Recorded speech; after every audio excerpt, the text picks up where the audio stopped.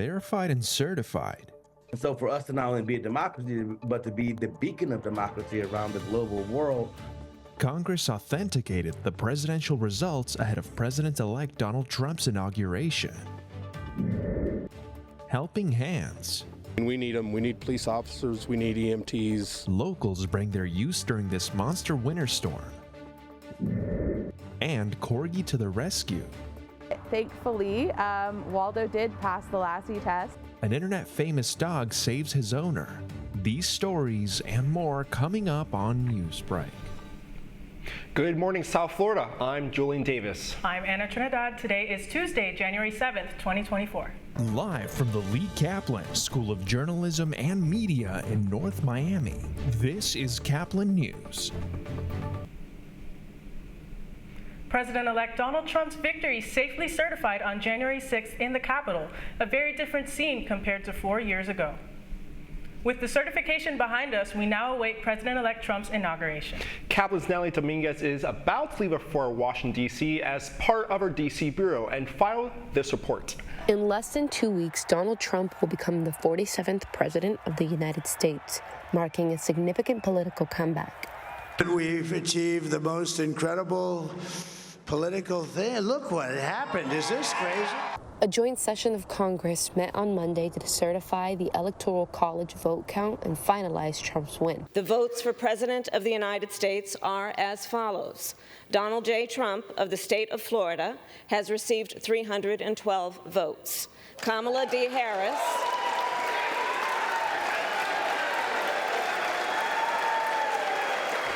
a procedural event that didn't receive as much attention until January 6, 2021. 4 years ago, the riot at the Capitol interrupted the certification of President Joe Biden's win in 2021. Hours before, Trump had addressed his supporters in Washington and repeated falsehoods about the 2020 election. And so for us to not only be a democracy, but to be the beacon of democracy around the global world, it is incumbent upon us to ensure that events like January 6th from 4 years ago never, in fact, ever happen again. Over 140 officers were injured during that riot, and the U.S. Attorney in D.C. has charged more than 1,500 people with crimes related to it, 2/3 of whom have pleaded guilty. Additional security measures were put in place this year. We're living in a time of heightened threat environment toward government and elected officials. Our nation's capital is prepared to ensure that the legislative process will proceed without disruption. That was Natalie Dominguez reporting.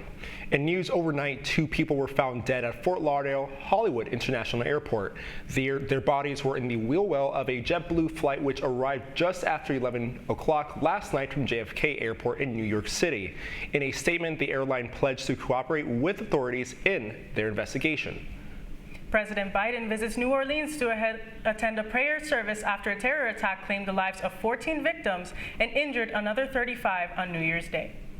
Yesterday evening, Biden addressed a crowd of affected community members as well as families of the victims.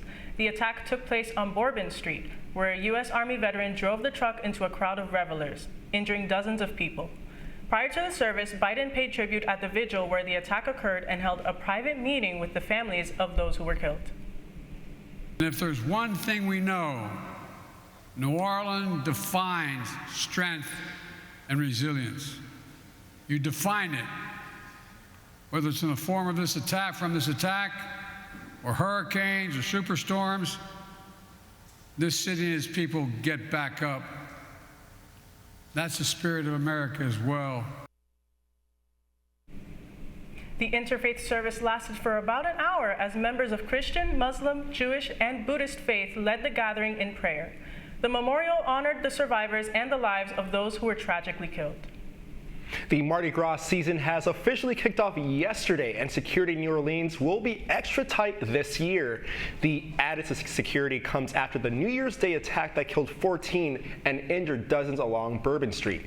The Department of Homeland Security has given New Orleans its highest designation for security, meaning the city will receive federal help as it prepares for its annual festivities. Some of that federal help includes field intelligence teams, bomb detection dogs, as well as patrols from the air. Even in the toughest weather conditions, first responders report for duty. A group of volunteers are making the difference in Kansas City. After Dalal Abugir's shift as a nurse, her car slid on snow and ice during her drive home. I couldn't even sleep thinking about how I'm going to go to work. I mean, we need them. We need police officers. We need EMTs. We need nurses. They can't get around. We have four-wheel drive. We have Jeeps. We play around in this on a weekend, so we'll be willing to take them back and forth if we need. As soon as 2 inches of snow hit the ground, the KC Off-Road Snow Squad hits the road. The group explains that roads can be tricky, but can also bring a sense of fulfillment. For the first time ever, the Food and Drug Administration has established lead limits for processed baby foods. Under these new guidelines, baby food manufacturers should have no more than 10 parts per billion of lead in baby yogurts, custards, puddings, and processed fruits and vegetables. The FDA says the guidance does not cover infant formula, beverages, or snack foods like teething biscuits. However, child advocates say the FDA's new guidelines are mostly ineffective, saying that nearly all baby foods already comply with those limits. With the start of a new year, many individuals want to refresh, reset, and reprioritize major career changes. CNN's Brian Abel reports a rising trend of American workers feeling trapped in their current roles. Many workers across the country are feeling a little stuck. Employees are feeling overworked, undervalued, underpaid. According to Gallup polling released in December, people are looking for new jobs at the highest rates in nearly a decade. But in a cooling labor market, along with a low unemployment rate, there's fear those opportunities may not be there. The time between jobs for people to find a job after they lose a job is pretty high. It's 23.7 weeks on average. And that's a pretty scary number. Gallup refers to this shift as the Great Detachment, and it's causing frustration for employers too. 18% of people in their latest report are actually engaged at work. So that means you've got 82% of your people as an employer who are saying, not feeling it. If you're not feeling it and ready to make a move, you can simply start by talking to the people you know. Reach out to that network to identify people that they know who would be in a position to give advice, to make introductions. And don't rely on one-click job applications with the same resume each time to land you that dream position. Tailor the resume that you're sending in so that it uses the keywords that are in the job description. In Washington, Brian Abel reporting. South Florida fans were staying up late last night as the Heat and Panthers both traveled west. That's still ahead, and so is this story. Body went and my right leg didn't, and I heard a giant crack, and I knew that something was wrong. Where's Waldo? Well, if it's Waldo the Canadian dog, he's out saving his owner from trouble. Newsbreak will be back in 2 minutes. Last week, Brandon met a girl on a dating app. One day after work, he finally found the courage to ask her out. No answer. He started to panic. Was he being too pushy? Maybe it was too... Hey, sorry I didn't respond. I was driving. I would love to go on a date. How does tonight sound? Brandon tried to play it cool, but inside he knew. A girl so smart, so responsible. She must be a keeper.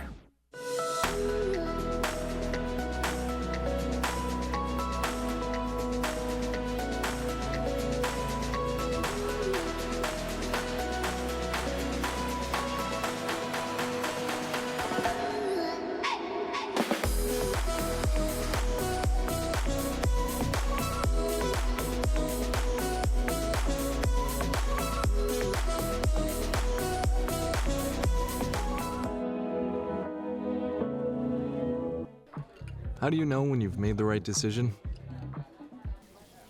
It's the feeling you get in your gut. The one that tells you what's right or wrong. It's the one that says, sure, I can have a drink. Or the feeling that says, okay, I've been drinking. Now what? It's the voice inside you that says, I'm buzzed. Better leave the car when it's time to go. Plan ahead. Catch a sober ride. Buzz driving is drunk driving. Every day, millions of people are connecting. And even though we're overcoming obstacles, watching each other's backs, and banding together, we should still make an effort. We should still make an effort to get to know each other on a deeper level. Father, cosplayer, mentor, actor. It's time we take a step forward. It's time we take a step forward. Come together and discover how accepting our differences can make us stronger.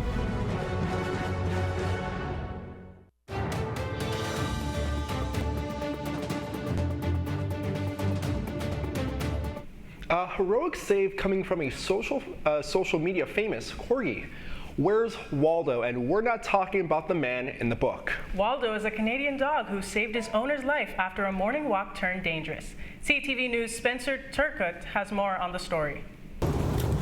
This wiggle and wobble are well known around Kitchener. Waldo is often recognized during his daily walks. Not surprising considering he appears in commercials, has nearly 14,000 TikTok followers, and is maybe best known as the Lederhosen Corgi. Every year at the Oktoberfest Fest Hall in downtown, we bring him in Lederhosen and he'll meet and greet with people. But about a week ago, a routine walk with his owner Jess Parker took a turn.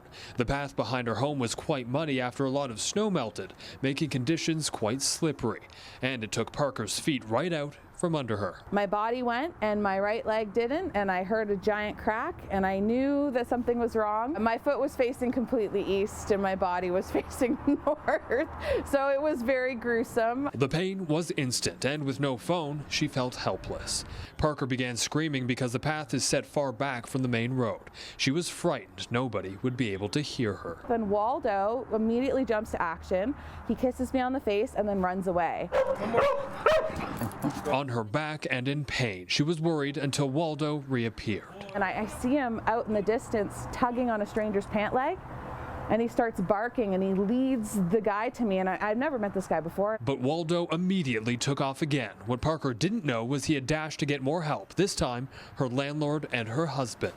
We just came right down here, and I could see some people gathering just down here, and I could hear Jess. It sounded like she was in a lot of pain. Paramedics were called and arrived shortly after. The doctor said I got there just in time. I was losing a lot of blood to my foot, and that can be quite dangerous. The quick-thinking corgi is being hailed a hero. I had hoped I'd never find out, but thankfully, Waldo did pass the Lassie test. And with Parker now on the road to recovery post-operation, if you're left wondering, where's Waldo? He's right where he's supposed to be, by his owner's side. Spencer Turcotte, CTV News, Kitchener. The Florida Panthers lost an away game yesterday against the Colorado Avalanche. During the first period, Carter Verghese scored the first goal for the Florida Panthers. Devin Tays tied the game in the second period, then scoring another goal for the Avalanche. Mackenzie Blackwood makes a final score leading to the Colorado Avalanche winning the game. Final score was Colorado 3, Panthers 1. The Florida Panthers' next game is tomorrow at Utah Hockey Club. The Heat started its West Coast trip on the wrong foot in a thriller in Sacramento. Miami was up as much as 17 in the fourth quarter, but went ice cold like today's weather and let the Kings force overtime. Jaime Jaquez Jr. had a chance to clinch the game in overtime, but missed a free throw, allowing Sacramento to tie it again. DeMar DeRozan would take over the second overtime to hand the Kings the win for a final score of Heat 118, Kings 123. The Heat will stay in California to face Golden State tonight at 10. You're watching Newsbreak, and we'll come right back.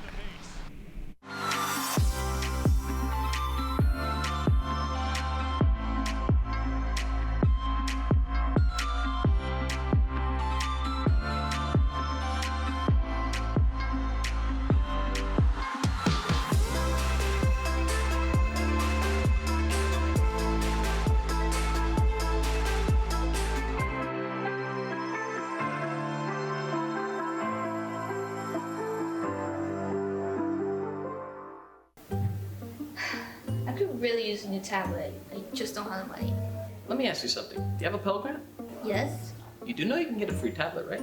Did you say free? Yeah, free. It's simple. And the application is done in the store. I could really use a tablet. Go get one. another satisfied customer. Stop by Panther in the Graham Center at FIU MMC today to speak with one of our associates to get your free tablet. Type 2 diabetes can have a big impact on your life. But how can it be prevented? Well, the first step is knowing if you have something called prediabetes. Take the 1-minute risk test today at doihaveprediabetes.org.